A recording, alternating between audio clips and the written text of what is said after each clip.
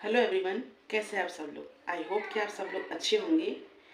आज हम स्टार्ट करने वाले हैं ह्यूमन फिजियोलॉजी का first chapter body fluids and circulation, जिसमें हम जानेंगे कि ब्लड क्या होता है, हार्ट कैसे काम करता है, तो हमारी बॉडी में जो फ्लूइड्स है वो कैसे सर्कुलेट करते हैं हमारी बॉडी के अंदर। So let's start.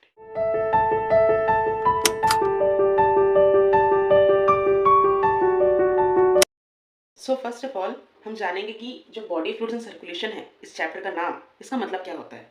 Body fluids मतलब बॉडी के अंदर जितने भी हमारे अंदर फ्लूइड्स पाए जाते हैं उनका सर्कुलेशन कैसे होता है with the help of heart, वो हम इस चैप्टर में जानेंगे। तो सबसे पहले जानने क्या है हमें कि फ्लूइड जो सबसे ज़्यादा मात्रा में हमारे बॉडी में पाया जाता है जो कि होता है यस ब्लड। सो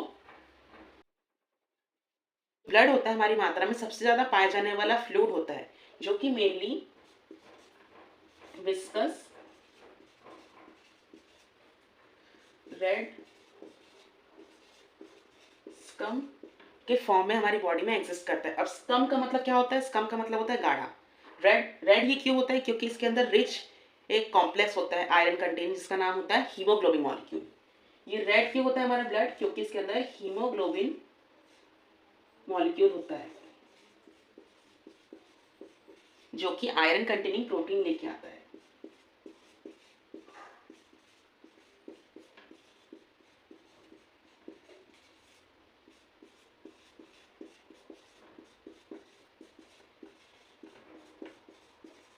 अब एक हेल्दी एडल्ट ह्यूमन बीइंग के अंदर मेनली 5 to 5.5 मिलियन पर क्यूबिक मीटर ब्लड पाया जाता है।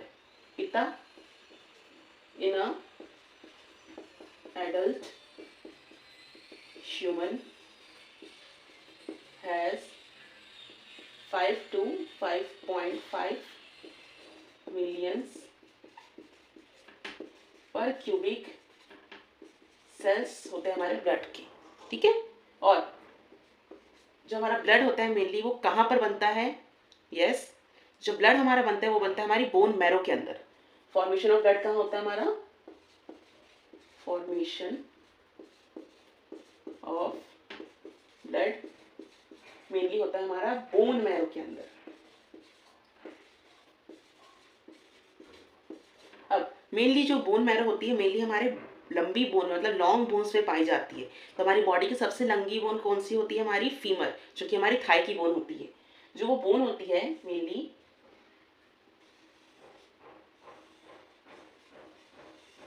वो बोन की ऊपरी तरफ यहाँ पर और नीचे की ऊपर तरफ यहाँ पे होते हैं हमारे रेड बोन मैरो के सेल्स, जो कि फॉर्मेशन करते हैं हमारे बोन मैरो का, जिससे कारण हमारे बॉडी में ब्लड का फॉर्मेशन होता है। यहाँ पर होते हैं एपिफाइसिस,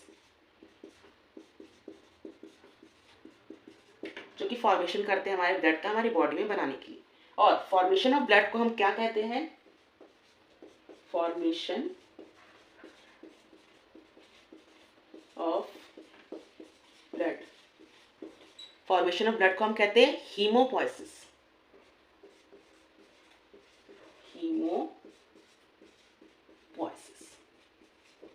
यहाँ तक हमने देख लिया कि ब्लड क्या होता है। विस्कस रेड स्कम होता है, जो कि रेड क्यों दिखता है? क्योंकि इसके अंदर हीमोग्लोबिन आयरन कंटेनिंग कॉम्प्लेक्स होता है, जिसके कारण ये रेड कलर का दिखता है। और एक एडल्ट ह्यूमन बीइंग के अंदर मेनली 5 to 5.5 मिलियन पर क्यूबिक सेंटीमीटर सेल्स के रूप में हमारे अंदर ब्लड पाया जाता है। फॉर्मेशन ऑफ ब्लड कहाँ पर होता है? हमारा बोन मैरो के अंदर। कहाँ पर होता है? एपिफाइसिस में, जो कि हर एक लॉन्ग बोन के ऊपर तरफ एक सेल का फॉर्मेशन होता है। वहां पे हमारा बोन मैरो बनाता है रेड ब्लड सेल्स ब्लड को। फॉर्मेशन ऑफ ब्लड को हम क्या कहते हैं? हीमोपोइसिस कहते हैं। अब इसके बाद हम जानेंगे कि ब्लड क्या होता है। जो ब्लड होता है हमारी बॉडी में एक स्पेशलाइज्ड कनेक्टिव टिश्यू के रूप में पाया जाता है। सो स्पेशलाइज्ड कनेक्टिव टिश्यू। और ब्लड का जो फॉर्मेशन होता है वो मेनली मीजोडर्मल ओरिजिन होता है। मीजोडर्मली मतलब क्या होता है? Middle player of germ. Middle germ layer में ब्लड का फॉर्मेशन होता है। Mesodermally in origin. जो बाकी दो लेयर्स होती है हमारी बॉडी में, जर्म लेयर हमारी बॉडी को बनाती है, वो होती है एक्टोडर्म और एंडोडर्म। एक्टोडर्म जो लेयर होती है, जर्म लेयर, वो हमारी बॉडी की सारी बाहरी जो कवरिंग होती है, बाहरी ऑर्गन्स होते हैं, उनको बनाने में हेल्प करती है। मेनली सबसे बड़ा ऑर्गन हमारी बॉडी का होता है स्किन, जो कि एक्टोडर्म टिश्यू ही बनाती है। और जो एंडोडर्मल टिश्यू होती है वो बॉडी के सारे इंटरनल ऑर्गन्स को बनाती है। एग्जाम्पल हो गया हमारी किडनी, स्पाइनल कॉर्ड और ब्रेन्स। इसके बाद हम पढ़ेंगे कि ब्लड को जो है कितने पार्ट्स में डिवाइड किया जाता है, इसके अंदर कौन कौन से कंपोजिशन होते हैं। Composition of blood mainly 2 types के होते हैं। फर्स्ट आ जाएगा हमारा प्लाज्मा प्रोटीन।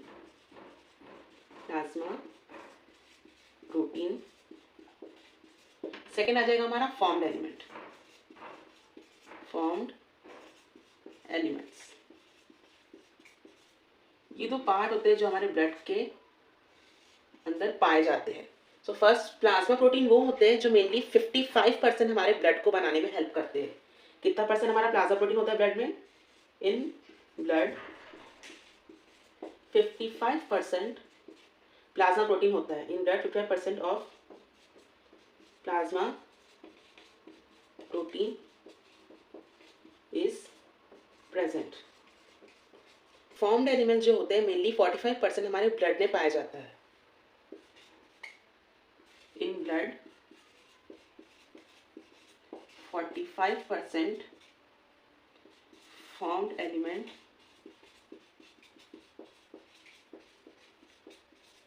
Is present.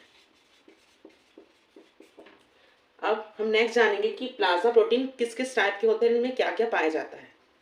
तो जो हमारा प्लाज्मा प्रोटीन होते हैं वो मेनली 3 टाइप के मेजर हमारी बॉडी में पाए जाते हैं। फर्स्ट आ जाएगा हमारा प्लाज्मा प्रोटीन।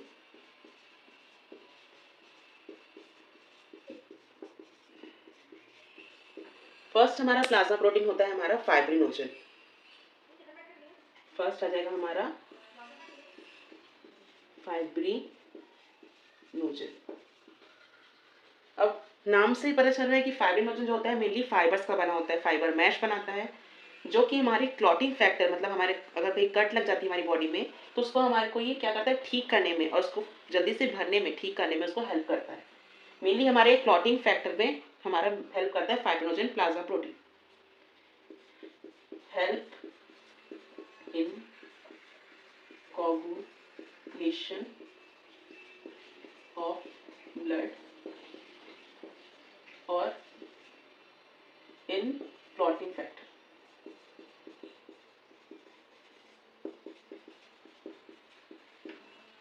सेकेंड आ जाएगा हमारा एल्बुमिन।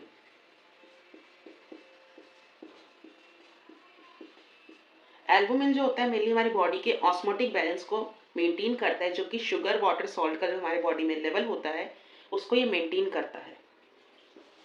ऑस्मोटिक बैलेंस, जैसे हमारी बॉडी कभी सूज जाती है तो स्वेलिंग का कारण ही होता है ऑस्मोटिक बैलेंस, जो कि काम करता है हमारा प्लाज्मा प्रोटीन एल्बुमिन, जो कि हमारा सॉल्ट शुगर लेवल को मेंटेन करता है। तीसरा आ जाएगा हमारा ग्लोबुलिन, जो कि हमारा होता है गार्ड सेल प्लाज्मा प्रोटीन। जैसे गार्ड सेल में क्यों कह रहा हूँ, क्योंकि ये हमारे डिफेंस मैकेनिज्म में हेल्प करता है। Mechanism of defence help in our body, also known as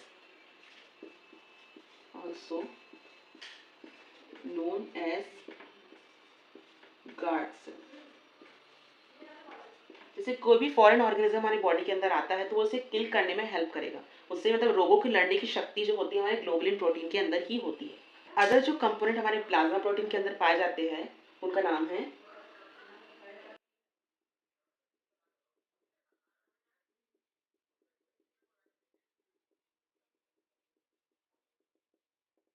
जो अदर प्लाज्मा प्रोटीन कंपोजिशन हमारे प्लाज्मा प्रोटीन के अंदर पाए जाते हैं उनका नाम है bicarbonate ions, calcium ion, magnesium ion,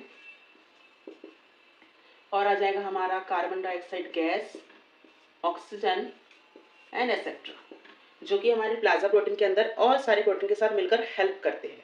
अब इसके बाद हम देखेंगे कि सीरम, आपने नाम सुना होगा सीरम का।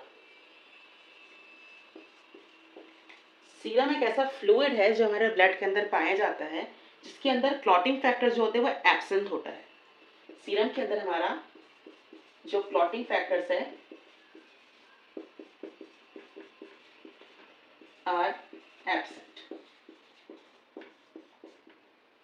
इसके अंदर कोई भी क्लॉटिंग फैक्टर नहीं होता है, क्योंकि जो सीरम होता है मेनली जो एक येलो कलर का फ्लूइड बचता है हमारी बॉडी के अंदर, सारे क्लॉटिंग फैक्टर, प्लाज्मा प्रोटीन और अदर प्लाज्मा प्रोटीन को निकाल कर उस फ्लूइड को हम कहते हैं सीरम।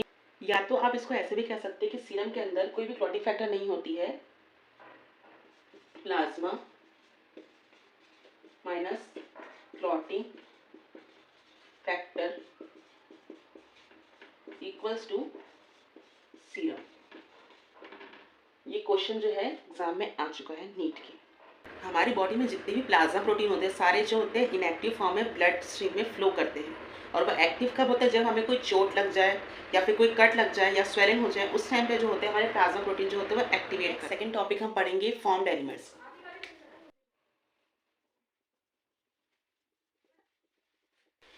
जो मेनली हमारे फॉर्म्ड एलिमेंट्स होते हैं ये मेनली 3 टाइप के हमारे ब्लड स्ट्रीम के अंदर एग्जिस्ट करते हैं। फर्स्ट हो जाएगा हमारा आरबीसी,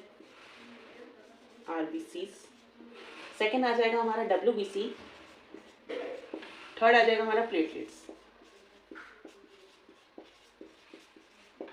आरबीसी का सेकेंड नाम होता है हमारा इराइथ्रोसाइट्स।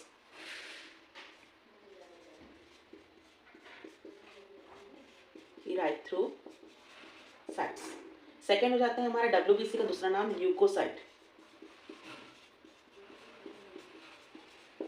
और प्लेटलेट्स का हमारा सेकेंड नाम होता है हमारा thrombocytes.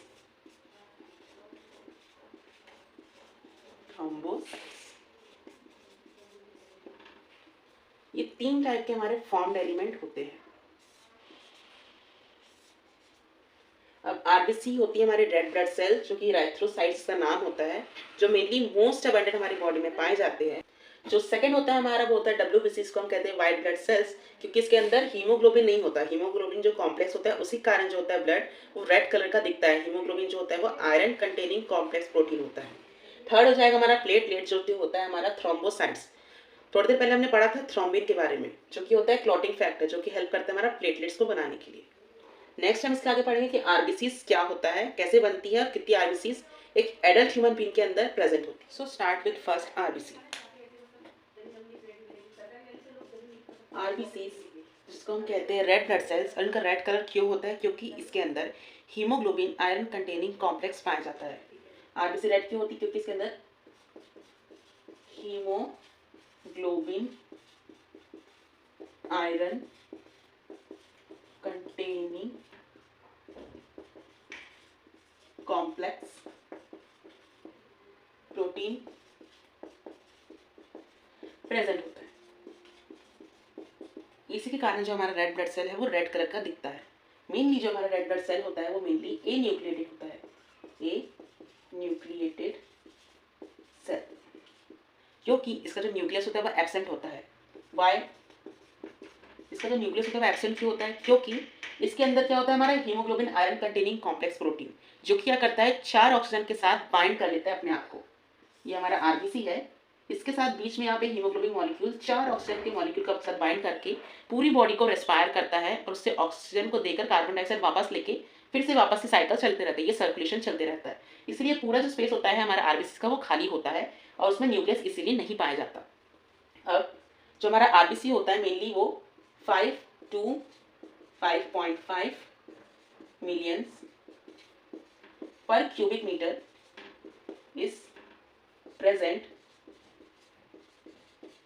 in adult human being। जो एक एडल्ट ह्यूमन बीइंग होता है मेनली उससे 5 to 5.5 मिलियंस क्यूबिक पर सेंटीमीटर स्क्वायर सेल्स आरबीसी के होते हैं, और हर एक एडल्ट ह्यूमन के अंदर on an average 12 to 16 gram per deciliter hemoglobin molecule is present in every 100 ml of blood। एक एवरेज एडल्ट ह्यूमन बीइंग के अंदर 12 से 16 ग्राम हीमोग्लोबिन कॉम्प्लेक्स पाया जाता है हर 100 ml ब्लड के साथ, जो हमारा आरबीसी होता है मेनली उसका लाइफ स्पैन कितना होता है, आइए जानते हैं।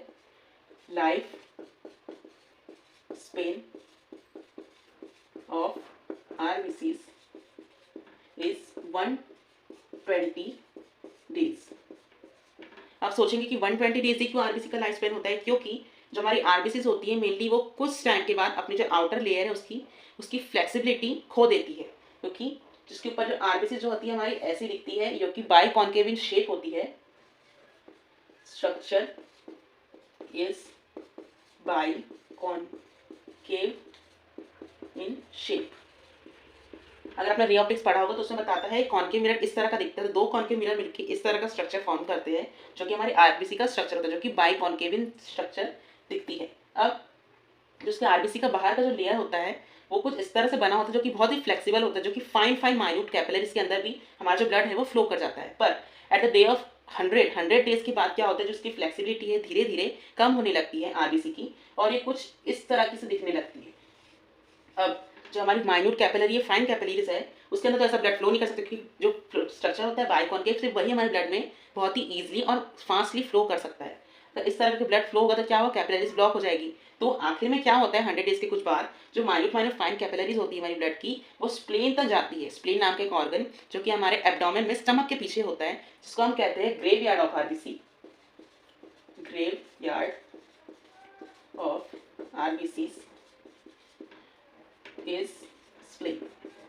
ग्रेवयार्ड्स ऑफ आरबीसी स्प्लेन को कहते हैं क्योंकि स्प्लेन के अंदर बहुत ही माइन्यूट फाइन कैपिलरीज होती है, और वहां जाके आरबीसी जो होती है कुछ टाइम के बाद जाके फंस जाती है और वहीं पे अपना दम तोड़ देती है, इसीलिए स्प्लेन को हम ग्रेवयार्ड्स ऑफ आरबीसी कहते हैं। आरबीसी के फॉर्मेशन कहते हैं erythropoiesis. Formation of RBC is known as इराइथ्रोसाइट।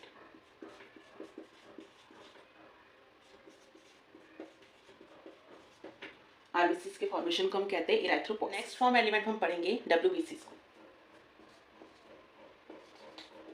WBC, अब नाम से ही पता चल रहा है कि डब्ल्यूबीसी मतलब white blood cells. WBC mainly white इसलिए होती है क्योंकि इसके अंदर iron containing haemoglobin complex protein नहीं होता है। व्हाइट क्यों होती है, क्योंकि इसके अंदर हीमोग्लोबिन प्रोटीन इज एब्सेंट, इसीलिए व्हाइट कलर की दिखती है। कितने नंबर में एक एडल्ट ह्यूमन बीइंग के अंदर डब्ल्यूबीसी पाई जाती है, 6000 to 8000 पर क्यूबिक मिलीमीटर मिलियन में ये एक एडल्ट ह्यूमन बीइंग के अंदर पाई जाती है। लाइफ स्पैन जो होती है डब्ल्यूबीसी से कितनी होती है, WBC life span is 1 to 2 weeks after formation. मतलब जब डब्ल्यूबीसी बनती है उसके 1 से 2 हफ्ते के बाद इनकी हो जाती है डेथ, मतलब लाइफ स्पैन इनकी खत्म हो जाती है। क्यों खत्म हो जाती है ये भी क्वेश्चन आता है, क्योंकि जो डब्ल्यूबीसी होती है इसमें बहुत सारे ऐसे प्रोटीन कॉम्प्लेक्स सेल्स होते हैं मेनली, जो कि हमारे डिफेंस मैकेनिज्म में हेल्प करते हैं, इन्फेक्शन रेजिस्टेंस में हेल्प करते हैं। इसीलिए इनकी जो डब्ल्यूबीसी लाइफ स्पैन बहुत ही कम होती है, क्योंकि जो भी हमारे बॉडी में फॉरेन ऑर्गेनिज्म बाहर से आता है उन्हें किल करने में हेल्प करती है, इसलिए इनकी भी जान जल्दी जल्दी जा सकती है, क्योंकि वो भी इनको मारेंगे, ये भी इनको मारेंगे, लड़ाई झगड़ा होते रहेगा, इसलिए इनकी जो डब्ल्यूबीसी की लाइफ स्पैन होती है वो थोड़ी कम होती है। अब डब्ल्यूबीसी जो होती है मेनली इसका स्ट्रक्चर कैसा होता है, स्ट्रक्चर ऑफ डब्ल्यूबीसी, इसका जो स्ट्रक्चर होता है मेनली वो एमेबॉइड इन शेप होता है, अमीबा की तरह होता है। Structure of RBC is amoeboid in shape. Amoeboid shape मतलब किस तरह का, ऐसा कुछ इस तरह के कुछ हमारी डब्ल्यूबीसी दिखती है। आप देख सकते हैं इसके अंदर न्यूक्लियस प्रेजेंट है, क्योंकि इसको कहाँ अपना हीमोग्लोबिन कॉम्प्लेक्स बाइंड बनाना है, इसमें ये एब्सेंट है, इसलिए यहाँ पे न्यूक्लियस प्रेजेंट है। ये जो खाली जगह थी वो तो सिर्फ हमारे ऑक्सीजन के लिए थी ना, इसके अंदर मेनली ऑक्सीजन प्रेजेंट होता है पर थोड़ा कम मात्रा में, इसमें हीमोग्लोबिन कॉम्प्लेक्स नहीं होता, इसलिए इसके अंदर न्यूक्लियस पाया जाता है। जो हमारी डब्ल्यूबीसी होती है वो 2 टाइप के सेल्स बनाती है मेनली, एक को हम कहते हैं ए ग्रेनुलोसाइट,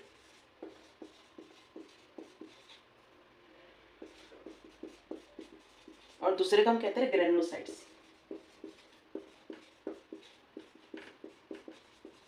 जो ए ग्रेनुलोसाइट सेल्स होते हैं उसमें ग्रेन्यूल्स नहीं प्रेजेंट होते हैं, और इस टाइप के हम सेल्स इसमें 2 पाए जाते हैं। फर्स्ट आ जाएगा हमारा मोनोसाइट, और सेकेंड आ जाएगा हमारा लिम्फोसाइट।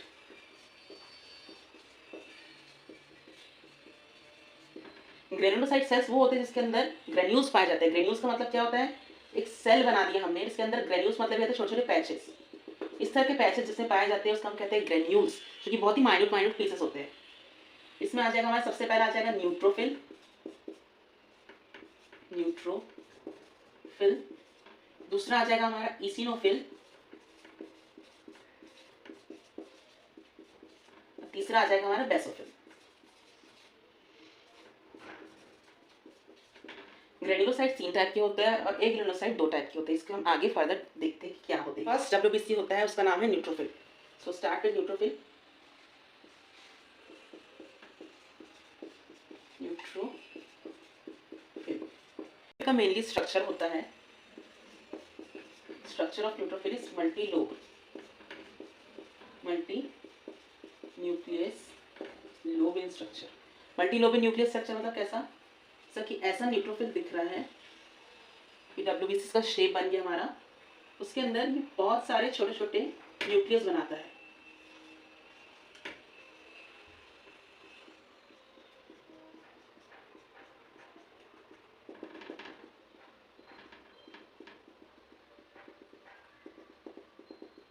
इस तरह का हमारा न्यूट्रोफिल दिखता है, जो कि मेनली फैगोसिटिक होता है।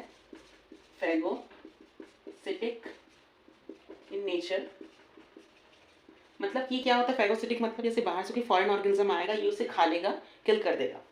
मेनली हमारे ब्लड में डब्ल्यूबीसी के रेंज में ये mainly 60 to 65% is present neutrophil. Second इसके बाद आ जाता है हमारा बेसोफिल।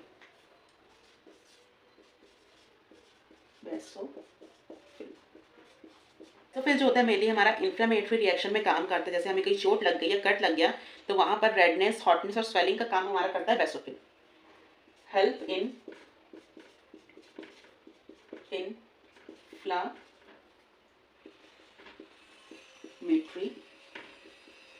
रिएक्शन। इसमें कुछ केमिकल प्रोटीन्स ये रिलीज करता है। Example histamine, serotonin and heparin.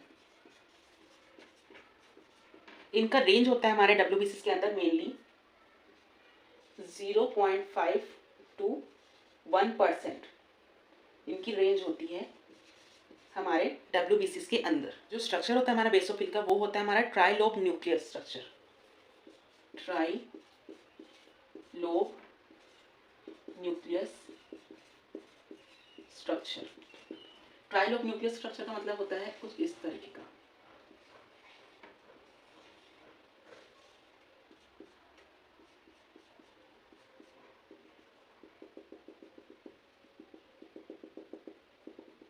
कुछ इस तरीके का हमारा बेसोफिल दिखता है। थर्ड आ गया हमारा, इसके बाद आता है हमारा इसिनोफिल।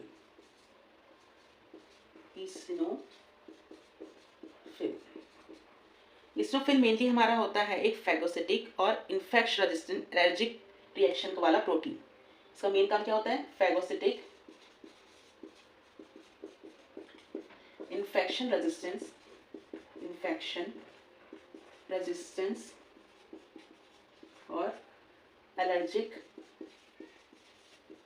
रिएक्शन। मतलब कि हमारी बॉडी में कुछ भी हम कोई नई जगह पे जाते हैं, अचानक से अगर हमें छींक आने लगती है, हमारी तबीयत खराब हो जाती है, तो वही होता है क्यों, एक फॉरेन ऑर्गेनिज्म हमारी बॉडी में क्या आता है, अंदर आ जाता है, उससे लड़ रहा होता है हमारा इसिनोफिल। तो साइलेंट सिम्टम्स देता है हमें कि हमें कोई इन्फेक्शन या एलर्जिक रिएक्शन हो गया किसी फॉरेन ऑर्गेनिज्म की वजह से। इनका मेनली नंबर होता है हमारे डब्ल्यूबीसी के अंदर मेनली 2 to 3% इनका नंबर होता है, इनकी रेंज होती है। और इनका स्ट्रक्चर होता है कुछ बाइलोब न्यूक्लियस की तरह। बाइलोब न्यूक्लियस का मतलब कुछ इस तरीके का।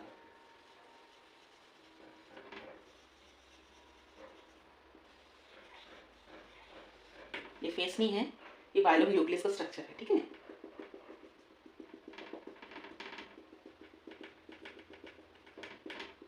कुछ इस तरीके का हमारा इसिनोफिल दिखता है। इसका स्ट्रक्चर का नाम होता है, स्ट्रक्चर इज बाइलोब न्यूक्लियस। और तो आ जाता है हमारा लिम्फोसाइट।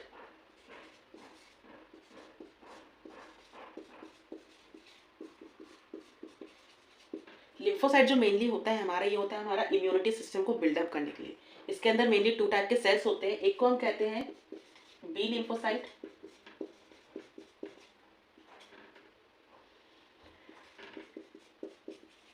और दूसरे को हम कहते हैं टी लिम्फोसाइट। जो बी लिम्फोसाइट होता है मेनली हमारे बोन मैरो में ही फॉर्मेशन होता है इनका, और यहीं पे वो मैच्योर होते हैं। जबकि जो टी लिम्फोसाइट है वो मेनली बनते तो बोन मैरो के अंदर है, पर इनका फॉर्मेशन और इनका मैचुरेशन जो होता है वो थाइमस में आके होता है। तो ये एक इंपॉर्टेंट पॉइंट लिख सकते हैं, इसका मतलब फॉर्मेशन कहाँ पर होता है, बोन मैरो के अंदर,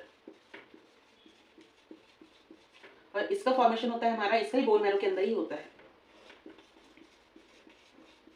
पर जो मैचुरेशन होता है इनका, यहाँ पे ये बोन मैरो आ जाएगा और इनका मैचुरेशन आया था हमारा थाइमस में।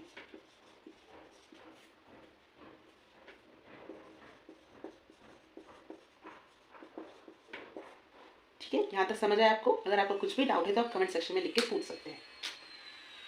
लिम्फोसाइट का मेनली जो स्ट्रक्चर होता है कुछ इस तरीके का होता है।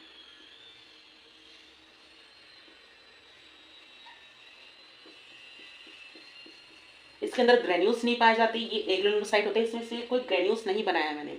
ये हो जाएगा हमारा बी लिम्फोसाइट और दूसरा जो होता है हमारा T lymphocyte.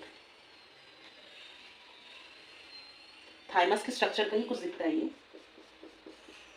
T lymphocyte. Lymphocyte होती है मेनली वो 20 to 25% हमारे टोटल डब्ल्यूबीसी का पार्ट होता है। कितना? 20 to 25% ऑफ टोटल डब्ल्यूबीसी। अब लास्ट हमारा डब्ल्यूबीसी होता है मोनोसाइट।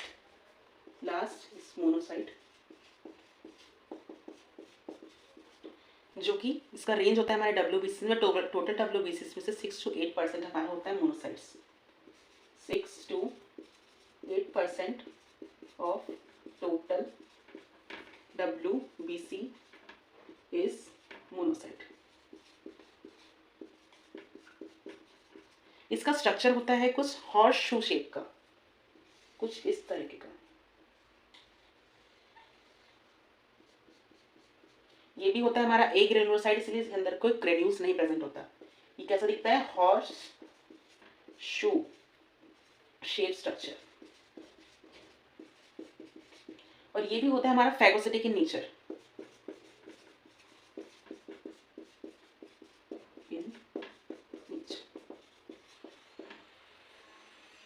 यहाँ तक आप सबको क्लियर है? अब मेनली कुछ इंपॉर्टेंट टॉपिक्स के बारे में बात करेंगे। इसमें से सबसे ज़्यादा ये पार्ट 2 डब्ल्यूबीसी में से कौन है ऐसा सबसे ज़्यादा फैगोसिटिक इन नेचर होता है? तो फैगोसिटिक इन नेचर में आ जाएगा हमारा न्यूट्रोफिल एंड मोनोसाइट, क्योंकि इनका मात्रा भी हमारे डब्ल्यूबीसी सबसे ज़्यादा होता है और इनका जो साइज है तो वो भी थोड़ा सा बड़ा होता है डब्ल्यूबीसी में, जो कि अपने से बड़े ऑर्गेनिज्म, जो फॉरेन ऑर्गेनिज्म आते हैं या फिर छोटे हो, सबको ही खा जाते हैं, उनको किल करके हमारे इम्यून सिस्टम को ठीक रखते हैं। उसके बाद जो डब्ल्यूबीसी होती है वही एमेबॉइड इन शेप होती है, बहुत ही ज़्यादा फ्लेक्सिबिलिटी इनके अंदर होती है, इसलिए ये डायपाइडेसिस नाम के कॉम्प्लेक्स को शो करती है। डायपाइडेसिस इसका मतलब होता है जैसे हमारी यहाँ पे एक डब्ल्यूबीसी है,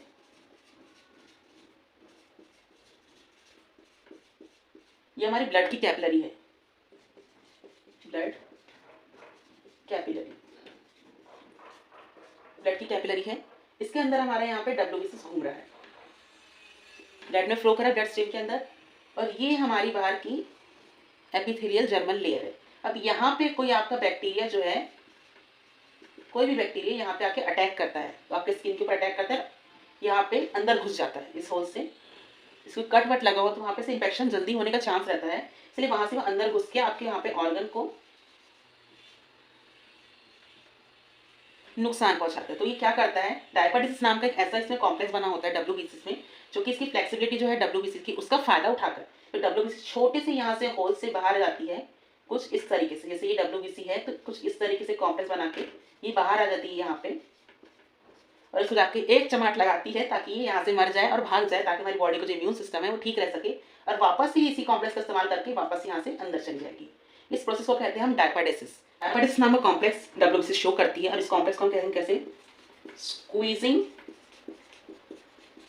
out of WBCs for kill or destroy the foreign organism or bacteria, foreign bacteria और ऑर्गेनिज्म। ये एक स्पेशल कैरेक्टरिस्टिक है हमारा WBCs का, diapedesis process. Large form element is platelets और थ्रोम्बोसाइट्स। इसका जो स्ट्रक्चर होता है प्लेटलेट्स का कुछ इस तरीके से दिखता है। स्ट्रक्चर को हम कहते हैं pre convex structure. Pre convex structure जो कि पार्ट होता है एक लार्ज मेगाकैरियोसाइट सेल्स का, जो कि फ्रेगमेंट्स के रूप में हमें प्लेटलेट्स में देखने को मिलता है। Large fragments of mega karyocytes,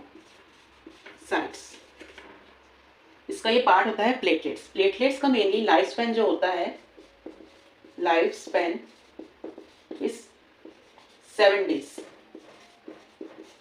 to 10 days ही इसका लाइफ स्पैन होता है, क्योंकि ये भी मेनली क्लॉटिंग फैक्टर में ही हेल्प करती है। अगर कहीं चोट लग रहा है सबसे ज़्यादा मेनली हेल्प हमारा प्लेटलेट्स ही करता है। वो क्या करता है, जैसे फाइब्रिन नोजन जो है वो फाइब्रिन मैश बनाता है, उसके अंदर जो प्लेटलेट्स है यहाँ जाके फंस जाएगी और ब्लड को क्लॉट होने से रोकेगी। इसमें जो छोटे छोटे ब्लड सेल्स है वो आके इसके अंदर फंस जाएंगे और जो हमारा ब्लड है वो स्टॉप हो जाएगा, क्लॉटिंग वहाँ पे हो जाएगी और ब्लड फ्लो होने से बच जाएगा। इससे सबसे ज़्यादा हमारा प्लेटलेट जो है उसका जो लाइफ स्पैन होता है वो 7 से 10 days ही होता है मेनली। एक एडल्ट ह्यूमन बीइंग के अंदर मेनली 15 to 25 lakhs पर क्यूबिक मीटर प्लेटलेट्स होती है प्रेजेंट, और इसका मेन काम होता है clotting factor.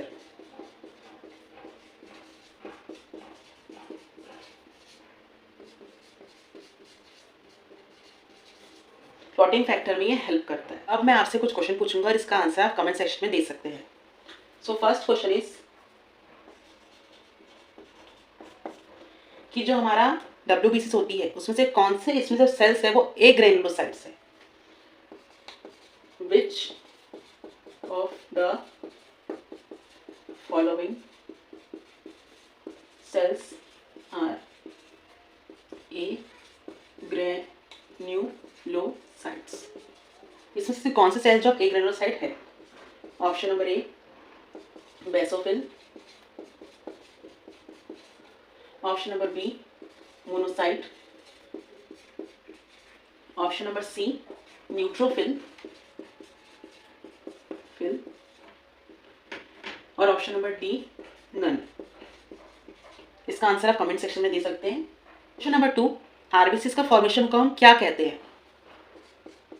Formation of RBCs is known as option number A hemopoiesis, option number B thromboplastin, option number C erythropoiesis, option number D megakaryosis। इसका answer भी आप कमेंट सेक्शन में दे सकते हैं। लास्ट क्वेश्चन, हमारी बॉडी में ऐसे कौन से WBC सेल है जो सबसे ज्यादा फैगोसिटिक इन नेचर होते हैं। Which WBCs are most phagocytic in nature. Option number A इसमें आ जाएगा आपका न्यूट्रोफिल, सेकेंड आ जाएगा आपका बेसोफिल, थर्ड आ जाएगा आपका इसिनोफिल और फोर्थ आ जाएगा आपका ऑल ऑफ दिस। सो ये तीनों क्वेश्चन का आंसर आप कमेंट सेक्शन में दे सकते हैं। अगर आपको इस लेक्चर में कोई भी डाउट हो तो आप कमेंट सेक्शन में पूछ सकते हैं। अगर आपको वीडियो अच्छी लगी हो तो आपके अपने फ्रेंड्स के साथ शेयर करें, हमारे चैनल को सब्सक्राइब करें। Thank you for watching.